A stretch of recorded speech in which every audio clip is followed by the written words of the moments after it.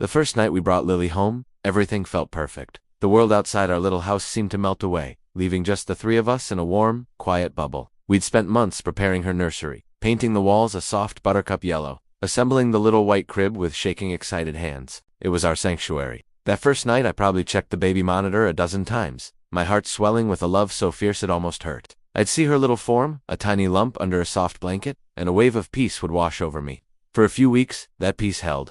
The nights were a blur of feedings and diaper changes, but they were our nights, filled with the sweet, milky scent of our newborn daughter. The change was subtle at first. It started with the baby monitor. I'd wake up to a strange crackle of static, the screen flickering for a moment before settling back on the image of Lily's crib.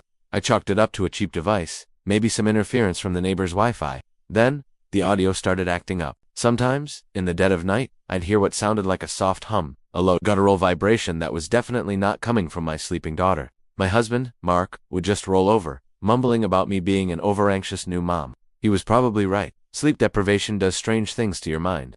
But then came the cold spots. I'd walk into the nursery to get Lily, and a sudden, bone-deep chill would pass through me, even though the thermostat was set to a cozy 72 degrees. It felt like walking through a curtain of ice water.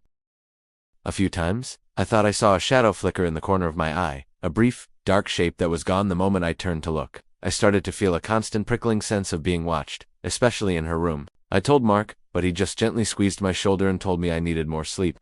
He was trying to be supportive, but I could see the worry in his eyes. Not for Lily, but for me. The night it all went wrong, I was exhausted. Lily had been fussy all day, and I'd finally managed to get her to sleep around midnight. I collapsed into bed, my body aching. I must have fallen asleep instantly. The sound that woke me wasn't Lily's cry, it was a creak. A slow, rhythmic creak from the nursery, broadcast through the baby monitor on my nightstand. My eyes snapped open. I reached for the monitor, my hand trembling.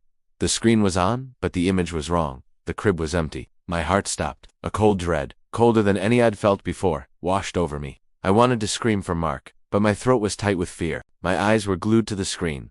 Where was she? Did she roll out? But she was too small. The crib bars were too high. Then, the image on the screen began to move. It wasn't shaking, it was tilting. Slowly, unnervingly, the camera panned upward. It was as if someone, or something, was physically moving the monitor. It tilted up, past the yellow walls, past the cute little animal decals I'd so carefully placed. It tilted up until it was pointing directly at the ceiling, and that's when I saw it. My mind couldn't process it at first. It was a shape, dark and gaunt, clinging to the plaster like some monstrous insect. Its limbs were long, too long, bent at impossible angles. It was pressed flat against the ceiling, directly above the empty crib, and from this thing, a single, spindly arm reached down. At the end of that arm was a hand, its fingers impossibly long and thin, like skeletal twigs. And those fingers were wrapped around the mobile hanging over the crib, rocking it, back and forth, back and forth. In time with the creaking sound that had woken me, I couldn't breathe. I was paralyzed, watching this nightmare unfold on a tiny screen. Then, the thing on the ceiling shifted. It turned its head. The movement was slow, deliberate, a grotesque rotation of a neck that shouldn't bend that way. It looked directly into the camera. It had a face. A pale, stretched mask of a face with two black pits for eyes, and a smile. A wide, lipless smile that stretched from ear to ear, filled with what looked like rows of tiny needle-like teeth. It smiled at me, through the camera, as it continued to rock the crib. It knew I was watching. It wanted me to watch. A scream finally tore from my throat, raw and animalistic. Mark jolted awake, his eyes wide with alarm. What is it? What's wrong? I couldn't speak. I just pointed a shaking finger at the monitor. He grabbed it, his brow furrowed in confusion. He stared at the screen, at the image of the ceiling, but there was nothing there. The camera was just pointed at the ceiling. The mobile was still. The creaking had stopped. What am I looking at? He asked, his voice laced with concern. I snatched the monitor back. The ceiling was empty. The crib was empty. Lily?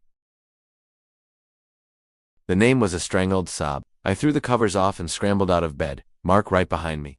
We burst into the nursery, my heart hammering against my ribs, expecting, I don't know what I was expecting, but the room was normal, quiet, the air was still, and there, in the center of the little white crib, was Lily. She was sleeping peacefully, a tiny fist curled by her cheek, breathing softly. She was perfectly safe. Mark checked on her, his hand resting on her back.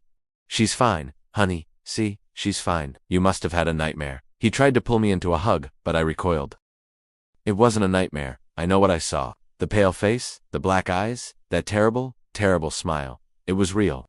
I looked up at the ceiling, half expecting to see it still clinging there, but it was just white plaster. Everything was normal. Too normal. We never talked about it again. Mark thinks I had a postpartum hallucination, a product of stress and exhaustion. Maybe he's right. I want to believe he's right.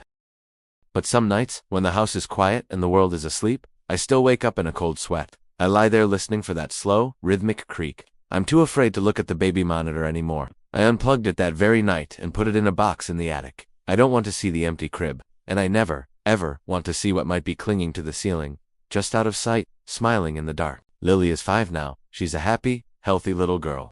But sometimes, she wakes up crying from a bad dream. She says there's a funny man in her room. A tall, skinny man who hangs from the ceiling and smiles at her. And every time she tells me this, a piece of ice forms in my stomach, because I know she isn't dreaming, and I know he's still waiting. Thank you for watching. If you enjoyed this story, please like, subscribe, and hit that notification bell for more content like this. Stay safe out there.